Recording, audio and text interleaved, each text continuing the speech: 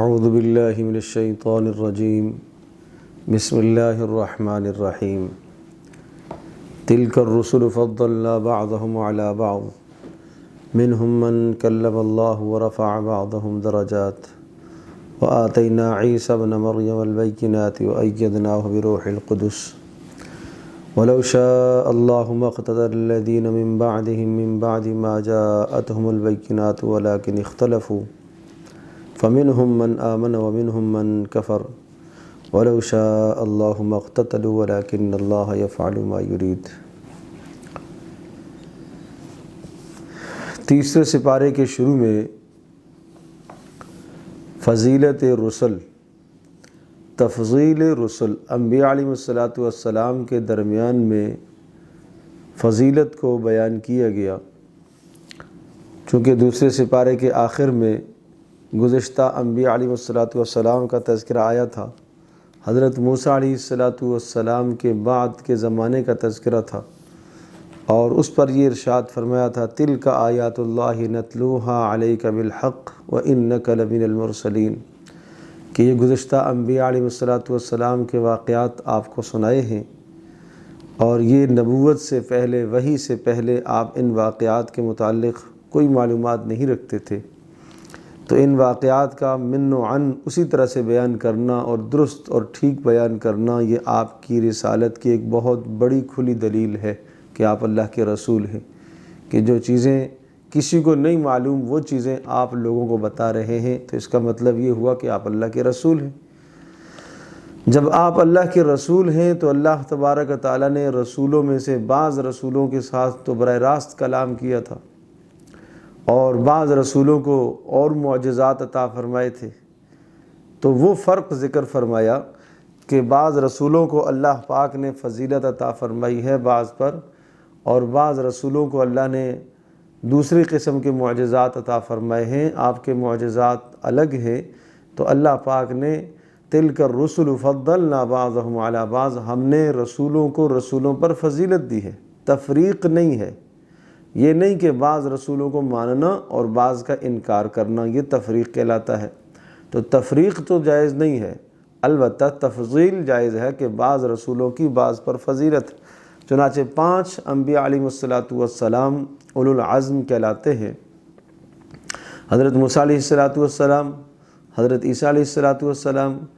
ابراہیم علیہ السلام، اور نوح علیہ السلام، اور حضرت محمد مصطفیٰ صلی اللہ تعالیٰ علیہ وسلم، یہ 5 اولو العزم پیغمبر کہلاتے ہیں۔ اور پھر ان میں بھی پھر سب سے بلند تر جو مقام ہے وہ رسول اکرم صلی اللہ علیہ وسلم کا مقام ہے، تو کہا کہ بعض کو ہم نے بعض پر فضیلت دی، یعنی محمد صلی اللہ علیہ وسلم کو تمام پر فضیلت دی، اور بعض سے اللہ پاک نے براہ راست کلام فرمایا، یعنی موسیٰ علیہ السلام سے، اور عیسیٰ علیہ السلام کو دوسری قسم کے معجزات عطا فرمائے، وآتینا عیسی ابن مریم البینات وأیدناه بروح القدس، کہ ہم نے ان کی تائید کی حضرت جبریل علیہ السلام کے ذریعے سے، کہ جبریل ان کے ساتھ رہتے تھے۔ یا ایھا الذین آمنوا انفقوا مما رزقناکم، دوسرا مسئلہ اس رکوع کے اندر انفاق فی سبیل اللہ، اس وقت سے پہلے اللہ کی راہ میں مال خرچ کر دو جس دن کوئی خرید فروخت، کوئی دوستی، کوئی تعلق قائم نہیں ہوگا، اور وہ کوئی بھی کام نہیں آئے گا، اس وقت آپ کو اپنے اعمال کام آئیں گے، اور ان اعمال میں سے ایک بڑا عمل ہے انفاق فی سبیل اللہ کی راہ میں مال خرچ کرنا، جس کے ذریعے سے آپ دوزخ کے عذاب سے بچ سکتے ہو۔ اور تیسری بات اس رکوع میں اللہ لا الہ الا هو الحی القیوم سے اعادہ مضمون ہے سورہ مبارکہ کا جو مضمون تھا، یا ایھا الناس اعبدوا ربکم الذی خلقکم والذین من قبلکم لعلکم تتقون، اس پروردگار کی، اس رب کی بندگی کرو جس نے تمہیں پیدا کیا، تم سے پہلوں کو بھی پیدا کیا ہے۔ اسی مضمون کو دوبارہ دہرایا گیا آیت الکرسی سے، اور آیت الکرسی یہ 10 جملے ہیں، ہر جملہ ایک مستقل جملہ ہے، اور ہر جملے کی تشریح ایک وقت مانگتی ہے، اور یہ 10 جملے 10 دلائل ہیں، گویا کہ اللہ تبارک و تعالیٰ ہی عبادت کے لائق ہے، یہ 10 دلائل ہیں، دعویٰ بھی ہے اور ساتھ ساتھ 10 دلائل ہیں کہ اللہ تبارک و تعالیٰ کیوں عبادت کے لائق ہے، اس لیے کہ الحی وہ زندہ ہے، اس پر موت طاری نہیں ہوتی، القیوم ساری کائنات کو وہ قائم رکھنے والا ہے، تو جو ساری کائنات کو قائم رکھنے والا ہوتا ہے وہی اس بات کا اہل اور مستحق ہے کہ اس کی عبادت کی جائے۔ لا تأخذہ سنۃ ولا نوم، اس لیے کہ اسے نیند نہیں آتی، اسے اونگ نہیں آتی۔ اور دنیا میں اگر ہم کسی اور کو رب مانتے ہیں، کسی اور کو الہ مانتے ہیں، تو رات میں جب ہماری مشکل ہو اور کسی موقع پر ہمیں پکارنے کی ضرورت پڑے تو الہ اور معبود تو سو رہا ہے۔ تو اس لیے اللہ پاک وہ نیند تو بہت بات کی بات ہے، اسے اونگ بھی نہیں آتی، جو نیند کا ابتدائی مرحلہ ہوتا ہے۔ لہو ما فی السماوات و ما فی الارض، وہ کیوں عبادت کے مستحق ہے؟ اس لیے کہ آسمان زمین میں جو کچھ ہے وہ سارا اسی ہی کا ہے۔ جب سارا کچھ اسی ہی کا ہے، زمین آسمان اسی نے بنایا، مالک بھی وہی ہے، خالق بھی وہی ہے، مدبر بھی وہی ہے، تو لہذا بندگی بھی اسی کی جائے۔ من ذا الذی یشفع عندہ الا بإذنہ، اور وہ عبادت کا مستحق اس لیے ہے کہ اس کے یہاں کوئی بھی سفارش اس کے حکم کے بغیر نہیں کر سکتا۔ یعلم ما بین ایدیہم وما خلفہم، اور وہی عبادت کا مستحق اس لیے ہے کہ وہ گزشتہ حالات سے بھی آگاہ ہے، آئندہ آنے والے حالات کو بھی جانتا ہے، اور الہ اور معبود ایسا ہی ہونا چاہیے۔ ولا یحیطون بشیء من علمہ الا بما شاء، اور وہی عبادت کا مستحق اس لیے ہے کہ اس کے علم کا کوئی احاطہ نہیں کر سکتا، یعنی معبود وہ ہوتا ہے کہ جس کا علم اتنا ہو کہ کوئی اس کے علم کا احاطہ نہ کر سکے۔ وسع کرسیہ السماوات والارض، اور وہی بندگی کے مستحق اور عبادت کے مستحق اس لیے ہے کہ آسمانوں اور زمینوں پر وسیع ہے اس کی کرسی، اتنی بڑی سلطنت کا جو مالک ہے وہی معبود ہونا چاہیے۔ ولا یؤودہ حفظہما، اور وہی عبادت کا مستحق ہے اس لیے کہ آسمانوں اور زمینوں کی حفاظت اسے کسی بھی قسم کی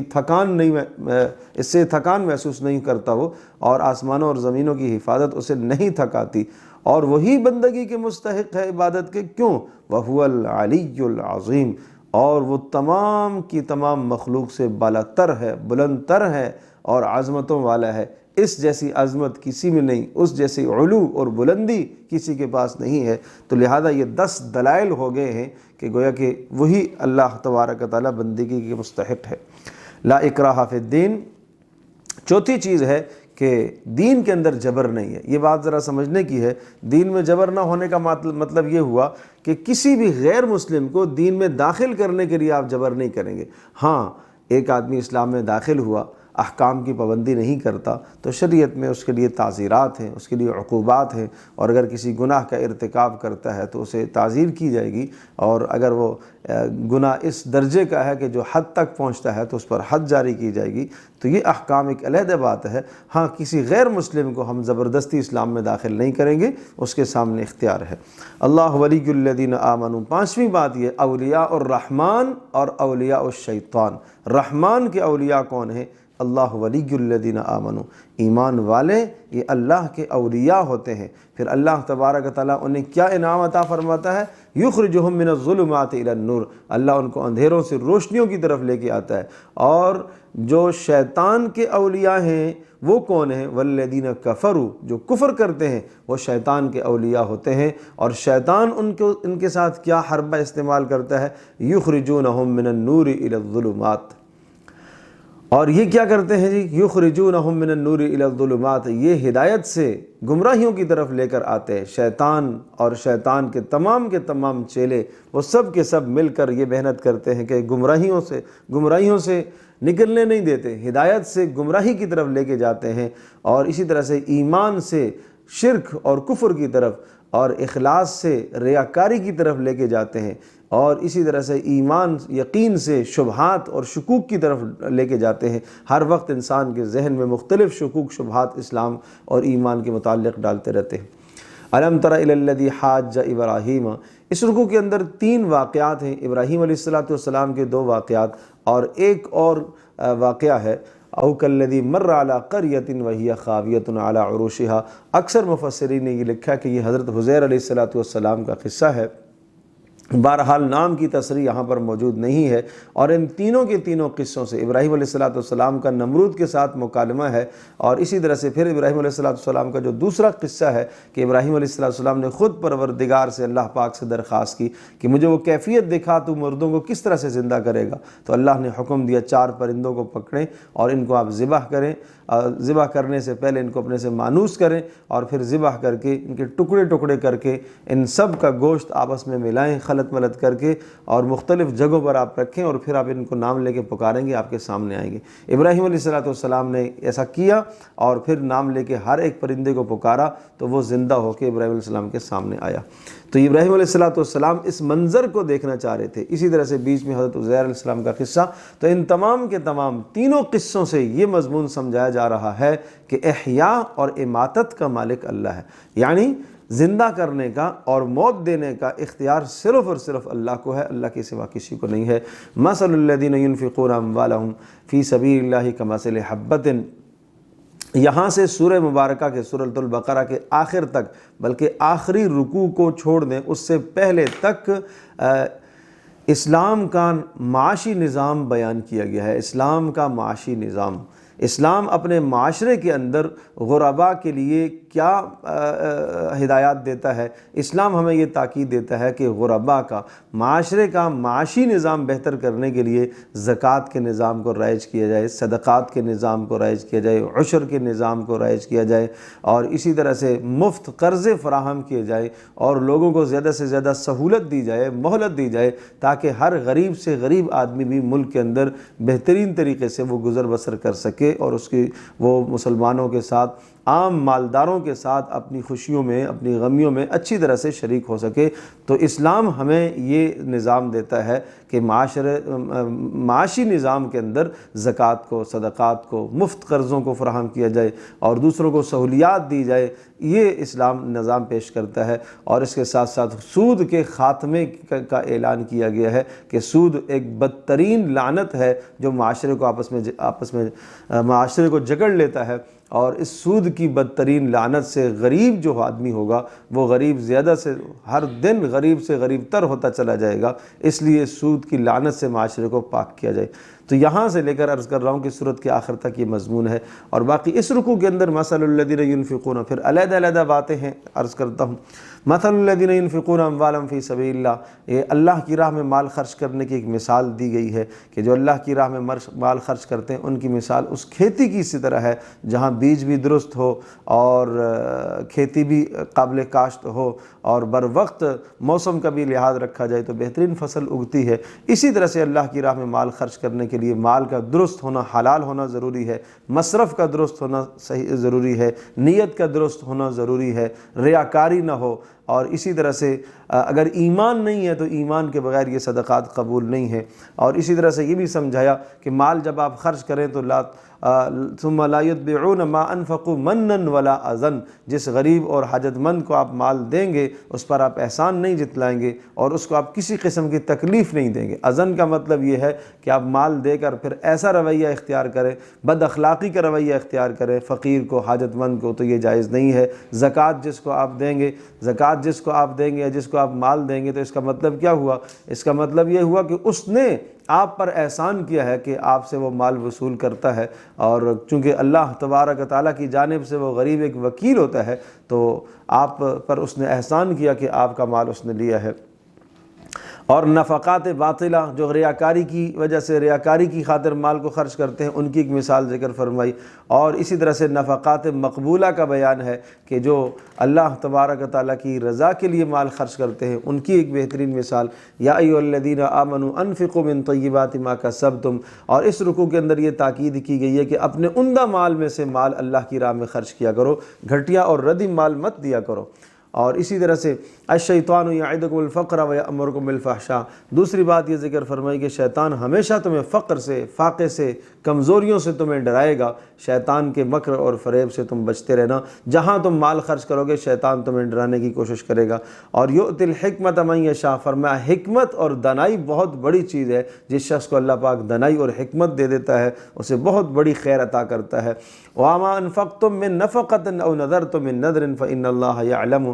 اور یہ ارشاد فرمایا کہ جو صدقات اور مال تم اللہ پاک کی رضا کے لیے چھپ کر خرچ کرتے ہو یا اعلانیہ خرچ کرتے ہو، اللہ تمہاری نیتوں کو جانتا ہے۔ زکوٰۃ کو اعلانیہ خرچ کیا جائے تاکہ دوسروں کے لیے ترغیب ہو، نفلی اموال کو چھپ کر آدمی خرچ کرے تاکہ وہ صرف اللہ کی رضا کے لیے ہوتا ہے۔ پھر اس کے بعد مصارف کو بیان فرمایا کہ صدقات کے مصارف کیا ہیں، للفقراء الذین احصروا فی سبیل اللہ، اس کا بہترین مصرف وہ لوگ ہیں جن کو اللہ کی راہ میں روکا گیا، طلب دین کے لیے، دین کے حصول کے لیے اور دین کے پھیلانے کمانے کے لیے وہ محنت کر رہے، لا یستطیعون ضربا فی الارض، وہ زمین میں تجارت کے لیے نہیں نکل سکتے، یحسبہم الجاہل اغنیاء من التعفف، سوال نہ کرنے کی وجہ سے آدمی ان کو مالدار سمجھتا ہے، اور تعرفہم بسیماہم، اے نبی آپ ان کو چہروں سے پہچان لیں گے، لا یسألون الناس الحافا، چمٹ کر سوال نہیں کرتے، وما تنفقوا من خیر فإن اللہ بہ علیم، جو بھی آپ خیر خرچ کریں گے، مال دیں گے، اللہ تبارک و تعالیٰ جاننے والا ہے۔ الذین ينفقون اموالہم باللیل والنہار، یہاں پھر انفاق پر ملنے والا اجر، اللہ کی راہ میں مال خرچ کرنے والوں پر اجر، باللیل والنہار، جو رات کو خرچ کرتے ہیں، دن کو خرچ کرتے ہیں، اعلانیہ خرچ کرتے ہیں، چھپ کر خرچ کرتے ہیں۔ سیدنا ابوبکر صدیق رضی اللہ تعالیٰ کے بارے میں آتا ہے کہ ان کے پاس 4000 درہم تھے، تو 1000 درہم انہوں نے رات کو خرچ کیا، 1000 دن کو خرچ کیا، 1000 چھپ کر خرچ کیا، 1000 اعلانیہ خرچ کیا، تو اس پر اللہ تبارک و تعالیٰ نے یہ آیت نازل فرمائی کہ یہ ایسے لوگ ہیں کہ اس طرح سے مال خرچ کرتے ہیں، اور ان کے لیے اجر ہے، اور آخرت میں کسی قسم کے خوف کی کوئی بات نہیں ہے۔ الذین یأکلون الربا، سودی نظام کا خاتمہ کیا جائے، اور یہ سمجھایا کہ وہ لوگ جو سود کھاتے ہیں جب قیامت میں قبروں سے اٹھیں گے تو ایسے اٹھیں گے کہ جس طرح سے کسی شخص پر جن کے اثرات ہوتے ہیں، شیطان کے اثرات ہوتے ہیں، اور وہ خبتی ہو جاتا ہے، عقل سے بالکل اس کی عقل کام کرنا چھوڑ دیتی ہے شیطان کے چھونے کی وجہ سے، اسی طرح سے یہ لوگ قبروں سے اٹھیں گے، ایسا لگے گا جیسا کہ شیطان نے ان کو چھوا ہوا ہے، عقل سے بالکل خالی ہوں گے۔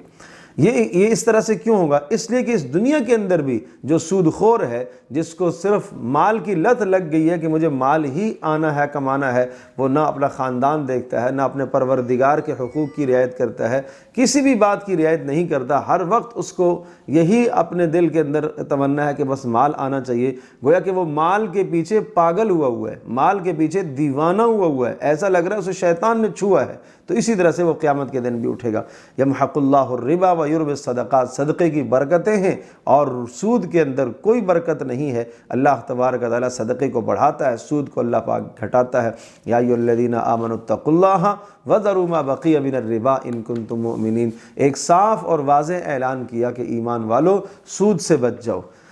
وذروا ما بقی من الربا، اتقوا اللہ، اللہ کا ڈر اختیار کرو، اور جو تمہارے اپنے رأس المال ہیں، اصل مال، وہ تو تم لے سکتے ہو، اس سے اضافی رقم تم کسی قسم کی نہیں لے سکتے ہو، اور اگر تم سود سے باز نہیں آؤ گے فَأْذَنُوا بِحَرْبٍ مِّنَ اللَّهِ وَرَسُولِهِ، اللہ اور اس کے رسول کے ساتھ اعلان جنگ ہے تمہارا۔ یقیناً کون اللہ کی دھرتی پر رہ کر اللہ اور اس کے رسول کے ساتھ جنگ کر سکتا ہے؟ کیسے ہو سکتا ہے؟ اس لیے اس نظام کا خاتمہ ضروری ہے، اسلامی معاشرے کے لیے ضروری ہے کہ سود کا خاتمہ ہو۔ وَإِن كَانَ ذُو عُسْرَةٍ فَنَظِرَةٌ إِلَىٰ مَيْسَرَةٍ، یہ اسلام معاشی نظام پیش کرتا ہے کہ جس شخص نے آپ کا قرض دینا ہے، اگر وہ تنگ دست ہے تو آپ اس کو درگزر کر دو، آپ اسے مہلت دے دو کچھ وقت تک کے لیے، اور مہلت نہیں دے سکتے ہو، کچھ تھوڑی سی مہلت دے دو، کچھ اس کے ساتھ سہولت کرو، یا اسی طرح سے مکمل آپ قرضہ اس کا معاف کر دو، مکمل معاف نہیں کر سکتے ہو تو اسے سہولت دے دو۔ ایک حدیث پاک میں آتا ہے کہ گزشتہ قوموں میں سے ایک شخص ایسا تھا کہ اللہ پاک نے اس کو اس بنیاد پر معاف کر دیا ہے کہ وہ لوگوں کو قرضوں میں سہولت دیا کرتا تھا کہ اللہ کے بندوں کو سہولت دو، تو اس سہولت کی بنیاد پر اللہ پاک نے اس کے گناہوں کو معاف کر دیا۔ یا ایھا الذین آمنوا اذا تداینتم، یہ آیت مداینہ کہلاتی ہے۔ اس آیت کے اندر بھی ایک پورا نظام پیش کیا گیا ہے، اسلام کا معاشی نظام، کہ جب تم باہمی معاملات کرو تو ان معاملات میں ادھاروں کو لکھ کے رکھا کرو، بغیر لکھے معاملات مت کیا کرو تاکہ بعد میں کسی قسم کی مخاصمت اور جھگڑا پیدا نہ ہو۔ اور یہ بھی ضروری ہے کہ لکھنے والے کو یہ چاہیے فَلْيَكْتُبْ بَيْنَكُمْ كَاتِبٌ بِالْعَدْلِ، عدل کے ساتھ، انصاف کے ساتھ جو ہے وہ لکھنے والا لکھ لے۔ اور وَلْيُمْلِلِ الَّذِي عَلَيْهِ الْحَقُّ وَلْيَتَّقِ اللَّهَ رَبَّهُ، اور اگر ایک آدمی نہیں لکھنا جانتا تو وہ لکھوائے، تب بھی اس معاملے کو لکھوائے۔ اور فَإِنْ كَانَ الَّذِي عَلَيْهِ الْحَقُّ صَفِيًّا أَوْ ضَعِيفًا أَوْ لَا يَسْتَطِيعُ أَن يُمِلَّ هُوَ فَلْيُمْلِلْ وَلِيُّهُ بِالْعَدْلِ، اور جو آدمی معاملہ جس کی طرف سے کیا جا رہا ہے، اگر وہ آدمی زیادہ سمجھدار نہیں ہے، کمزور ہے، بوڑھا ہے، یا کسی بھی وجہ سے زبان نہ جاننے کی وجہ سے وہ نہیں لکھوا پاتا، تو اس کا کوئی ولی آ کے لکھے، اس معاملے کو لکھ کر معاملات کرو، ادھار کے معاملات۔ اور اس موقع پر وَاسْتَشْهِدُوا شَهِیدَیْنِ مِن رِجَالِکُم، دو گواہوں کو اپنے پاس رکھ لیا کرو، اور اگر دو مرد تمہیں گواہ نہ میسر ہوں تو پھر ایک مرد اور 2 عورتیں لے لیا کرو۔ یا تکتموا ولا تسأموا ان تکتبوه صغیرا او کبیرا الی اجل، چھوٹا معاملہ ہو یا بڑا معاملہ ہو لکھنے میں تمہارے لیے بہتر ہے۔ ذالکم اقسط عند اللہ، یہ انصاف کی بات ہے، اور کم از کم اتنا ہوگا کہ تمہیں شک نہیں پڑے گا بعد میں، کسی قسم کا تمہیں بعد میں کوئی لڑائی اور جھگڑے کی نوبت نہیں آئے گی، اس لیے لکھ لیا کرو۔ ہاں الا ان تکون تجارتا حاضرتا تدیرونها بینکم فلیس علیکم جناح الا تکتبوها، اگر لین دین کی تجارت ہے کہ آپ نے جا کے پیسے دیے اور مال وصول کر لیا، نقد معاملہ ہے تو ٹھیک ہے، اس کو اگر آپ نے نہیں لکھا ہے تو کوئی حرج نہیں ہے۔ واشہدوا اذا تبایعتم، لیکن اس قسم کے معاملات کے اندر بھی کسی کو گواہ بنا لیا کرو۔ یہ اس صورت کے معاملات ہیں جب بڑے بڑے معاملات آپ کر رہے ہوں۔ ولا یضر کاتب ولا شہید، اور لکھنے والے کو اور گواہ کو کسی قسم کا ضرر نہیں ہونا چاہیے کہ کل جب عدالت میں مسائل جائیں، اگر جھگڑا بامی ہو جائے تو اس موقع پر وہ کاتب لکھنے والا رگڑے میں آ جائے یا گواہ جو ہے وہ رگڑے میں آ جائے، نہیں، ان کو کسی قسم کا ضرر نہیں ہو۔ اگر وہ ضرر ان کو ہوگا تو کون گواہی دے گا؟ وَإِن تَفْعَلُوا فَإِنَّهُ فُسُوقٌ بِكُمْ، اگر تم نے ایسا کیا تو یہ بڑا گناہ ہے۔ وَاتَّقُوا اللَّهَ، اللہ سے ڈرتے رہا کرو۔ وَإِن كُنتُمْ عَلَىٰ سَفَرٍ، اس کی اتنی اہمیت بیان فرمائی کہ اگر تم سفر میں ہو اور سفر میں تمہارے پاس لکھنے کے اسباب نہیں ہے، کاغذ قلم نہیں ہے، یا تم لکھنا جانتے نہیں ہو، تمہارے پاس کوئی دوسرا شخص بھی نہیں ہے کہ جس کے سے آپ لکھواؤ اس معاملے کو، تو پھر کچھ چیز گروی رکھ لیا کرو جو اس بات کی نشانی ہو کہ ہاں آپ دونوں کے درمیان یہ معاملہ ہوا ہے۔ ایک شخص نے آپ نے اس سے چیز وصول کر لی ہے، اب اس نے آپ کو پیسے دینے ہیں، آپ نے اسے پیسے دینے ہیں، تو آپ اس کو اپنی کوئی چیز اس کے پاس گروی رکھوا دیں کہ یہ اس بات کی نشانی ہوگی کہ میں نے آپ کے اتنے اتنے پیسے دینے ہیں۔ اس طرح سے اس معاملے کو سمجھایا گیا۔ وَلَا تَكْتُمُوا الشَّهَادَةَ، فرمایا کہ گواہیوں کو چھپانا جائز نہیں ہے، اور جو شخص گواہی کو چھپائے گا وہ بڑا سخت گناہ گار ہے۔ اور پھر اس کے بعد للہ ما فی السماوات و ما فی الارض، سورۃ البقرہ کا آخری رکوع بڑی اہمیت کا حامل ہے، اور اس رکوع میں پورے کے پورے مضامین کا اعادہ کیا گیا۔ سورہ مبارکہ میں جتنے بھی مضامین ہیں ان تمام کے تمام مضامین کا اعادہ ہے۔ کیسے؟ للہ ما فی السماوات و ما فی الارض، اللہ ہی آسمانوں اور زمینوں کا مالک ہے، جن جن احکامات کا اس نے تمہیں مکلف بنایا ہے، تو جب وہ مالک ہے تمہارا بھی تو وہ تمہیں ان احکام کا مکلف بنا سکتا ہے۔ وَإِن تُبْدُوا مَا فِي أَنفُسِكُمْ أَوْ تُخْفُوهُ يُحَاسِبْكُم بِاللَّهِ، تم چھپ کر کوئی نافرمانی کرو گے یا کھلم کھلا کرو گے تو اس کا حساب تم سے وہ لے گا۔ جتنے احکام تمہیں سمجھائے ہیں پیچھے، وہاں ایک عائلی قوانین سمجھائے گئے، اسلام کا معاشی نظام سمجھایا گیا، عبادت کے احکام سمجھائے گئے، احکام سلطانی تمہیں بتائے گئے، روزے کے مسائل تفصیل سے آئے، قصاص کے مسائل تفصیل سے آئے، وصیت کے مسائل اہمیت سے آئے ہیں۔ ان تمام کے تمام معاملات میں اللہ خود جانتا ہے کہ تم کس طرح سے عمل کرو گے۔ اگر تم چھپ کے کرو گے یا ظاہر کرو گے اور تم نافرمانی کرو گے تو وہ اللہ پاک جانتا ہے۔ فَيَغْفِرُ لِمَن يَشَاءُ وَيُعَذِّبُ مَن يَشَاءُ، جسے چاہے گا اللہ پاک معاف کر دے گا، جسے چاہے گا اللہ پاک سزا دے گا۔ اللہ ہر چیز پر قدرت رکھتا ہے۔ آمن الرسول بما انزل الیہ من ربہ والمؤمنون، اور کیوں نہ تم ان تمام مضامین پر ایمان لاؤ گے؟ کیوں نہیں لاؤ گے؟ اس لیے کہ رسول جب ایمان لا چکا ہے، ان تمام کے تمام مضامین پر رسول بھی ایمان لا چکا، رسول کے صحابہ بھی ایمان لا چکے۔ کل آمن باللہ، ان سب نے اللہ پر، ملائکہ پر، کتابوں پر، رسولوں پر ایمان لایا، اور سب یوں کہتے ہیں کہ ہم رسولوں کے درمیان میں تفریق نہیں کرتے۔ وقالوا سمعنا واطعنا، اور سب یہ کہتے ہیں کہ اے اللہ جو آپ کی طرف کے احکام آئے ہیں ہم نے ان کو سن لیا اور ہم نے ان کی اطاعت کی۔ اے اللہ اب جو کمی اور کوتاہی ہو گئی ہے، اے اللہ ہمارے گناہوں کو معاف فرما۔ ہاں، لا یکلف اللہ نفسا الا وسعها، ہر نفس کو، ہر انسان کو اس کی وسعت اور طاقت کے مطابق اللہ مکلف کرتا ہے، اور لہا ما کسبت وعلیہا ما اکتسبت، جو انسان نے محنت کی اس کا اجر ملے گا، اور جو گناہ اس نے کمائے اس کی سزا بھگتے گا۔ ربنا لا تؤاخذنا ان نسینا، یہ دعائیں ہمیشہ کرنی چاہیے، اور حدیث پاک میں آتا ہے کہ جو آدمی یہ دعائیں کرتا ہے اللہ کی طرف سے یہ بات آتی ہے میں نے تیری دعا کو قبول کر لیا۔ اے اللہ ہمارے لا تؤاخذنا ان نسینا اخطانا، اے اللہ اگر خطاً یا نسیاناً مجھ سے کوئی جرم ہو گیا، اے اللہ میرا مؤاخذہ نہ کرنا، اے اللہ میرے اوپر ایسا بوجھ نہ ڈالنا جو میں نہ برداشت کر سکوں، ایسے مصائب، ایسی پریشانیاں، ایسے احکام شاقہ نہ آئیں ہمارے اوپر۔ اے اللہ تو ہمارے گناہوں کو معاف کر دے، چھوٹے بھی بڑے بھی، اور تو ہمارے اوپر رحم فرما، بے شک تو رحم کرنے والا ہے، اور تو ہماری مدد فرما کافروں کے مقابلے میں۔ سورۃ البقرہ کے بعد سورہ آل عمران ہے۔ سورۃ البقرہ میں زیادہ تر روئے سخن جو ہے وہ یہود کی طرف تھا، بار بار یہود کو خطاب کیا جا رہا تھا، اور یہود کی کمزوریوں کو ذکر کر کے یہ سمجھایا کہ یہ اللہ پاک کی اس دھرتی پر خلافت کے اہل یہ نہیں ہیں۔ اب سورہ آل عمران کے اندر روح سخن جو ہے وہ نصارہ ہیں، اور یہ سمجھایا کہ نصارہ کی بھی کچھ کمزوریاں ہیں اور غلطیاں ہیں، اور ان کمزوریوں کی بنیاد پر یہ بھی روئے زمین پر خلافت کا استحقاق نہیں رکھتے، اور ملت ابراہیمی پر یہ بھی قائم نہیں رہے۔ چنانچہ شروع میں دعویٰ ہے سورت کا، اللہ لا الہ الا هو الحی القیوم، یہی سورت کا دعویٰ ہے۔ اللہ تبارک و تعالیٰ وہ ذات ہے کہ اس کے سوا کوئی بندگی کے لائق نہیں ہے، اور وہ حی، وہ زندہ ہے، ساری کائنات کو قائم رکھنے والا ہے۔ اور ایک نصارہ کے شبہے کا ازالہ کیا گیا ہے۔ نصارہ کا شبہہ تھا، رسول پاک صلی اللہ علیہ وسلم کی خدمت میں حاضر ہوئے کہ آپ عیسیٰ علیہ السلام کے بارے میں کیا کہتے ہیں۔ رسول پاک صلی اللہ علیہ وسلم نے عیسیٰ علیہ السلام کے متعلقہ جتنی بھی آیات تھیں وہ بتائیں، اور عیسیٰ علیہ السلام کو اللہ کا کلمہ قرآن میں کہا گیا، روح اللہ کہا گیا، اللہ کی روح کہا گیا، اور یہ سمجھایا گیا کہ عیسیٰ علیہ السلام تو بغیر جو ہے وہ باپ کے پیدا ہوئے۔ تو ان ساری باتوں کو سن کر، یا پہلے سے نصارہ نے سنا تھا، قرآن کی کچھ باتیں انہوں نے سن رکھی تھیں، تو آپ علیہ السلام کی خدمت میں آئے کہ آپ عیسیٰ علیہ السلام کے بارے میں یہ کہتے ہو، تو اس کا مطلب یہ عیسیٰ تو الہ ہوئے، وہ تو معبود ہوئے، اس لیے کہ روح اللہ ہے، اللہ کی روح ان کے اندر معاذ اللہ حلول کر کے آ گئی ہے، لہٰذا وہ تو الہ اور معبود ہوئے۔ اور اسی طرح سے باپ کے بغیر پیدا ہوئے، تو یہ ایک خاص عنصر ان کے اندر موجود تھا۔ اور پھر آگے معجزات کا بیان ہے کہ اللہ پاک نے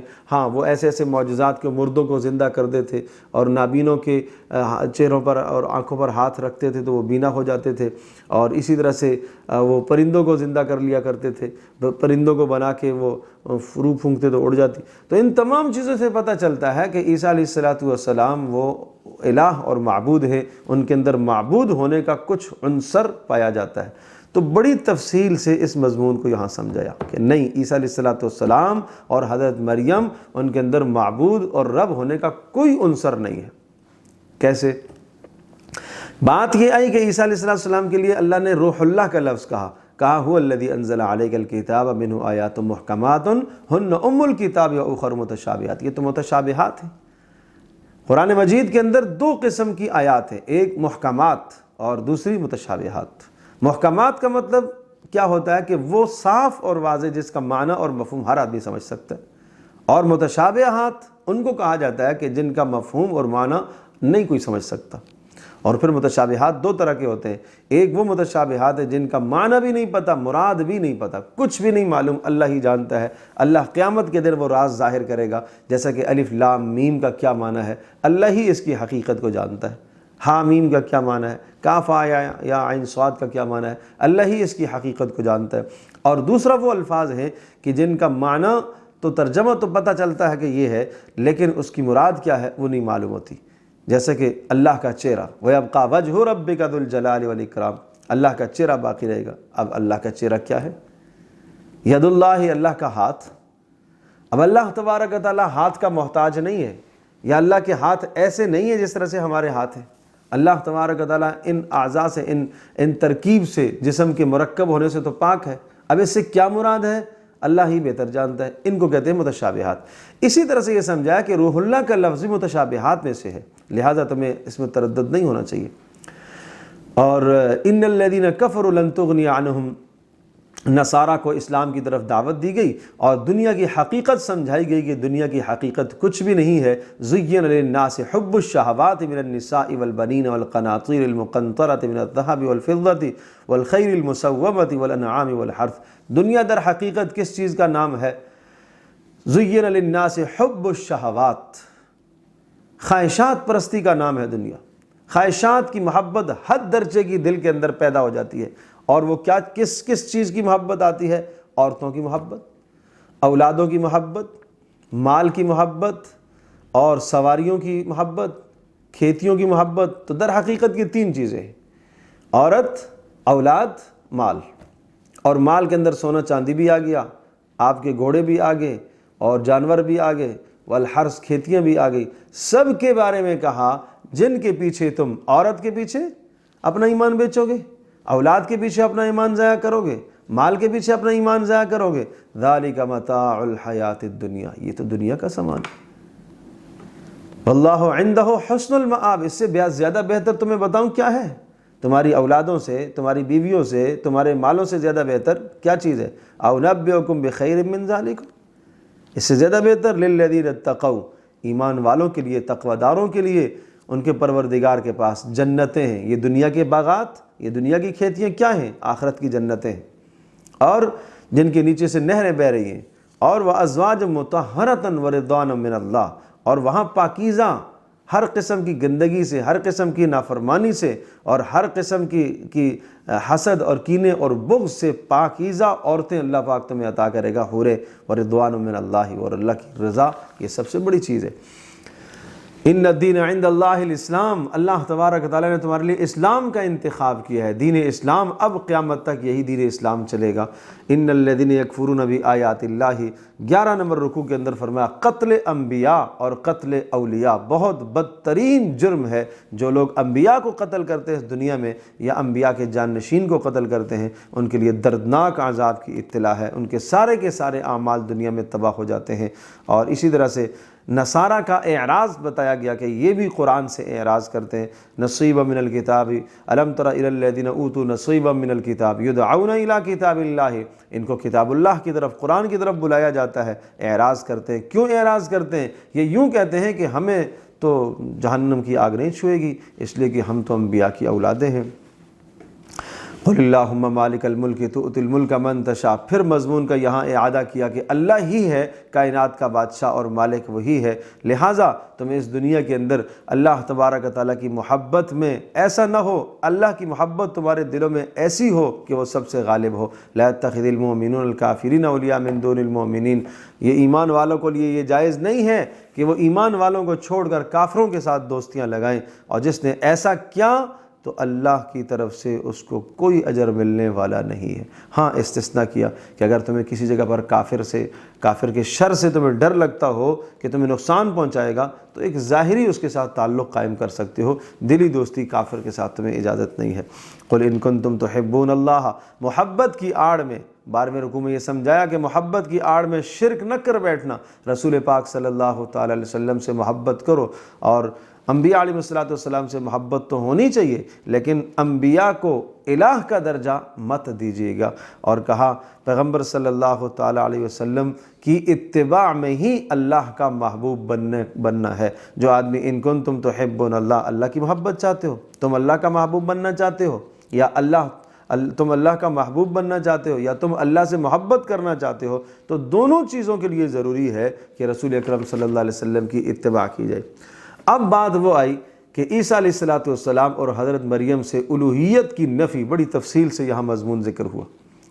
کہ نصارہ نے کہا تھا کہ ان کے اندر الوہیت کا عنصر پایا جاتا ہے، اس لیے کہ یہ معجزات انہوں نے کیے ہیں اور وہ روح اللہ ہیں اور اسی طرح سے کلمت اللہ ہیں۔ تو یہاں سمجھایا کہ نہ عیسیٰ علیہ السلام کے اندر الہ اور معبود ہونے کا عنصر ہے، اور نہ ان کی ماں مریم کے اندر۔ کیوں؟ حضرت ماں مریم کی تاریخ یہاں پر ذکر فرمائی کہ ان کی تو پیدائش ہوئی ہے، اور جس کی پیدائش ہوتی ہے وہ تو حادث ہوتا ہے، اور حادث رب نہیں ہو سکتا، اس لیے حضرت مریم کی پیدائش کا تذکرہ کیا کہ وہ خود رزق کی محتاج ہیں، روزی کی وہ محتاج ہیں، اور اللہ پاک نے ان کو رزق عطا فرمایا ہے۔ تو یہ کیسے الہ اور معبود ہو سکتی ہیں؟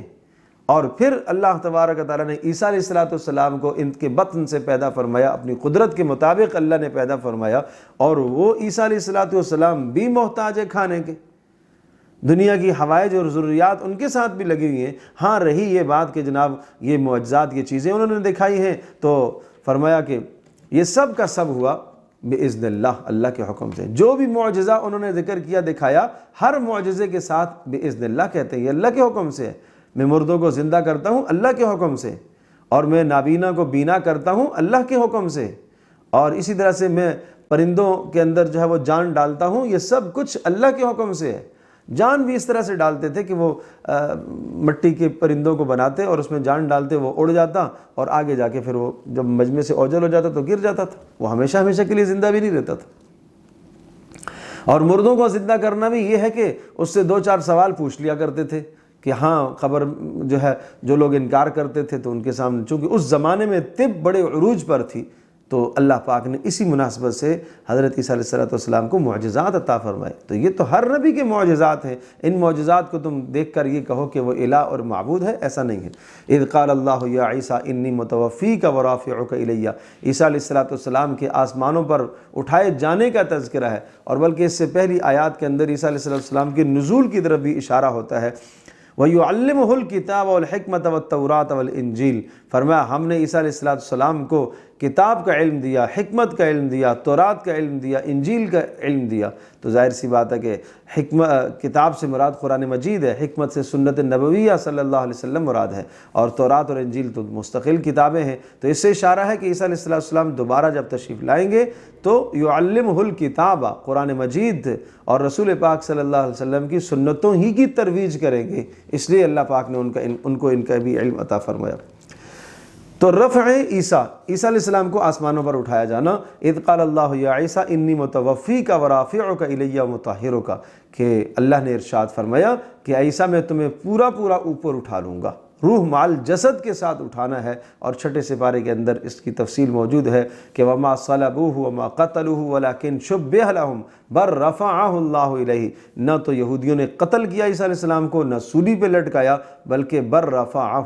اللہ نے ان کو آسمانوں پر اٹھا لیا، اللہ نے ان کو زندہ اٹھا لیا، اور قرب قیامت میں اتریں گے۔ رسول پاک صلی اللہ علیہ وسلم نے کئی احادیث میں اس کی تصریح فرمائی ہے، اور بہت وضاحت فرمائی ہے کہ اس وقت تک قیامت قائم نہیں ہوگی جب تک عیسیٰ بن مریم زمین پر نہ اتریں، اور عیسیٰ بن مریم زمین پر اتریں گے اور عدل و انصاف کو اسی طرح سے قائم فرمائیں گے، اور عدل و انصاف سے اس دھرتی کو بھر دیں گے۔ باقی رہی یہ بات کہ عیسیٰ علیہ السلام بغیر باپ کے پیدا ہوئے، یہ تمہیں عجیب لگتا ہے؟ کہا یہ تمہیں عجیب لگتا ہے، تو آدم علیہ السلام بغیر باپ اور بغیر ماں کے پیدا ہوئے، تو وہاں تو اللہ کی قدرت کے دو نشانیاں اور دو مظاہر ہیں، اور پھر مباہلہ کیا گیا۔ اچھا اب اگر تمہیں شک ہے تو یہود کے علماء سے خطاب کر کے کہا گیا تم بھی اپنی اولادوں کو لے آؤ، ہم بھی لے آتے ہیں، تم بھی مرد آؤ، ہم بھی آتے ہیں، تم بھی اپنی عورتوں کو ایک میدان میں لیں، اور سب کے سب مل کر مباہلہ کرتے ہیں، اور ہم یہ دعا کرتے ہیں اے اللہ جو جھوٹ بولتا ہے اس پر لعنت کر۔ تو نصارہ کے جو علماء تھے انہوں نے جب یہ بات سنی تو وہ ڈر گئے، انہوں نے کہا کہ نہیں، نبی سے جس نے بھی مباہلہ کیا اور یہ چیلنج نبی کا جس نے بھی قبول کیا وہ تباہ ہوا ہے۔ قل یا اہل الکتاب تعالوا الی کلمۃ سواء بیننا وبینکم، نصارہ کو ایک عمومی دعوت کہ اے اہل کتاب آ جاؤ ایک بات کی طرف کہ جو ہمارے اور تمہارے درمیان میں کیا ہے، متفق ہے۔ کیا ہے؟ اللہ نعبد الا اللہ ولا نشرک بہ شیئا، ہم اللہ کے سوا کسی کی بندگی نہ کریں اور اللہ کے ساتھ کسی کو شریک نہ ٹھہرائیں، اور ہم میں سے بعض کو رب نہ بنائیں۔ یہ بات وہ ہے، بعض کو رب نہ بنائیں کا مطلب کیا ہے کہ یعنی تحلیل اور تحریم کا اختیار کسی اور کو دینا، حلال اور حرام کا، یہ کیا ہے؟ یہ رب بنانا ہے۔ یہ رسول پاک صلی اللہ علیہ وسلم نے جب ہرقل کو خط لکھا تھا تو آپ نے اس آیت بینہ کو شروع میں بطور خطبے کے آپ نے لکھا تھا، اور پھر ملت ابراہیمی سمجھائی گئی۔ ما کان ابراہیم یہودین، ابراہیم یہودی بھی نہ تھے، نصرانی بھی نہ تھے، اور نہ مشرک تھے، بلکہ وہ ایک دین پر چلنے والے تھے۔ تو محمد صلی اللہ تعالیٰ علیہ وسلم وہ ابراہیم علیہ السلام کے قریب ہے۔ ان اول الناس بابراہیم الذین اتبعوا وهذا النبی، بے شک محمد صلی اللہ تعالیٰ علیہ وسلم اور ایمان والے لوگ وہ ابراہیم کے زیادہ قریب ہیں۔ وقالت طائفۃ من اہل الکتاب، اہل کتاب کا عناد اور سرکشی اور ان کی خیانت مجلس، ولا تؤمنوا الا لمن تبع دینکم، آپس میں ایک دوسرے کو کہا کرتے تھے ہاں بھائی مسلمانوں کے پاس جاؤ بیٹھو، صبح ان کی بات کو ماننا، شام کا انکار کر دینا، اور وہ بات مان لیا کرنا جو تمہارے مزاج کے دین کے موافق ہو، اور جو تمہارے دین کے موافق نہ ہو ان کو چھوڑ دینا۔ اسی طرح سے مالی خیانت کرتے تھے کہ اگر کسی مسلمان کے پاس ان کا حق ہوتا تو کسی مسلمان کا اگر انہیں حق دینا ہوتا، مثال کے طور پر کسی مسلمان نے کسی اہل کتاب کو قرضہ دیا ہوا ہوتا تو اس قرضے کو ہڑپ کر لیتے اور کہتے کہ نہیں یہ تو ان پڑھ لوگ ہیں، ان کا مال ضبط کرنا یہ ہمارے لیے مال غنیمت ہے، یہ کھانا چاہیے، کوئی حرج نہیں ہے۔ اس طرح سے خیانت کرتے تھے، اور اسی طرح سے اپنی طرف سے مضامین لکھ کر کہتے ھذا من عند اللہ، یہ اللہ کی طرف سے ہے۔ وَإِذَا أَخَذَ اللَّهُ مِيثَاقَ النَّبِيِّينَ لَمَا آتَيْتُكُم مِّن كِتَابٍ وَحِكْمَةٍ، رسول پاک صلی اللہ علیہ وسلم کی بعثت کا بیان ہے۔ حضرت صلی اللہ علیہ وسلم کو اللہ پاک نے قیامت تک آنے والے انسانوں کے لیے رسول بنا کر بھیجا ہے، اور عجیب بات تمام کے تمام انبیاء علیہ السلام سے رسول اکرم صلی اللہ علیہ وسلم کی بعثت کا اقرار کرایا۔ کس طرح سے؟ اللہ نے سب انبیاء سے وعدہ لیا ہے کہ جب تمہارے پاس رسول آخر زمان اگر تمہارے زمانے میں آ جایا آگے تو لَتُؤْمِنُنَّ بِهِ وَلَتَنْصُرُنَّ، تمہارے ذمہ لازم ہے کہ تم اس پر ایمان لاؤ اور تم اس کی مدد کرو۔ اور تمام انبیاء نے اپنی قوموں کو رسول اکرم صلی اللہ علیہ وسلم کے بارے میں مطلع فرمایا کہ اگر تم نے نبی آخر زمان کو پایا تو اس پر ایمان بھی لانا ہے اور اس کی مدد بھی کرنی ہے۔ سب انبیاء سے یہ اقرار لیا، اور اللہ پاک نے پوچھا کیا تم اس کا اقرار کرتے ہو؟ قالوا اقررنا، سب نے کہا اے اللہ ہم اقرار کرتے ہیں۔ فمن تولا، اس سب کے بعد جب رسول بھی سارے کے سارے انبیاء، سارے کے سارے رسول محمد صلی اللہ علیہ وسلم کو مان چکے، اب بھی اگر کوئی شخص انکار کرتا ہے محمد صلی اللہ علیہ وسلم کی رسالت کا تو وہ دین سے نکلنے والا ہے۔ افغیر دین اللہ یبغون، اللہ کے دین کے علاوہ کیا چاہتے ہیں؟ اللہ کے قانون کے علاوہ یہ کیا کائنات میں چاہتے ہیں؟ آسمان و زمین میں ساری مخلوق اللہ کے تابع ہے، تو تم اللہ کے تابع نہیں بننا چاہتے ہو؟ پھر آخر میں اسی مضمون کو اعادہ کیا گیا، قل آمنا باللہ وما انزل علینا، جو کچھ ہمارے اوپر اتارا گیا ہے اور ہم سے پہلوں پر اتارا گیا ہے، ابراہیم علیہ السلام، اسماعیل علیہ السلام، اسحاق، یعقوب اور ان کے اولادوں، اور موسیٰ علیہ السلام، عیسیٰ علیہ السلام، اور تمام کے تمام انبیاء کو جو مضامین دیے گئے ان تمام کے تمام مضامین کو ہم مانتے ہیں۔ یہ اسلام کی وسعت نظری ہے کہ تمام انبیاء علیہ السلام کی سیرت کا قائل ہے۔ اور اب وَمَن يَبْتَغِ غَيْرَ الْإِسْلَامِ دِينًا فَلَن يُقْبَلَ مِنْهُ، اگر اسلام کے علاوہ کسی نے کسی اور راستے کو اختیار کیا ہرگز وہ قبول نہیں کیا جائے گا، ہرگز قبول نہیں کیا جائے گا، اس لیے کہ یہ قرآن مجید اور رسول پاک صلی اللہ علیہ وسلم، رسول پاک صلی اللہ علیہ وسلم آخری رسول، قرآن مجید آخری کتاب، اس کتاب نے گزشتہ تمام کے تمام ادیان کو ناسخ کر دیا، منسوخ کر دیا۔ اب یہ ناسخ وہ گویا کہ منسوخ ہو گئے، تو لہٰذا اب رسول پاک صلی اللہ علیہ وسلم کا دین، دین اسلام ہی قیامت تک رائج ہوگا، اور جو کسی اور طریقے سے اللہ کا نام لینا چاہے لے، لیکن اللہ کے ہاں معتبر نہیں ہے۔ صرف نام لینا کافی نہیں ہے۔ آج بہت سارے لوگ کہتے ہیں جی وہ تو اللہ کا نام لیتے ہیں، یہودی بھی تو اللہ کا نام لیتے ہیں، نصرانی بھی تو اللہ کا نام، اللہ نیتوں کو جانتا ہے۔ بھائی اللہ کا نام لینا، لیکن محمد صلی اللہ علیہ وسلم کے طریقے کے مطابق لینا، اس وقت تک وہ صاحب ایمان نہیں ہو سکتے جب تک رسول پاک صلی اللہ علیہ وسلم کی رسالت کا اقرار نہ کر لیں۔ اللہ تبارک تعالی ہم سب کے لیے سمجھنا عمل کرنا آسان فرمائے۔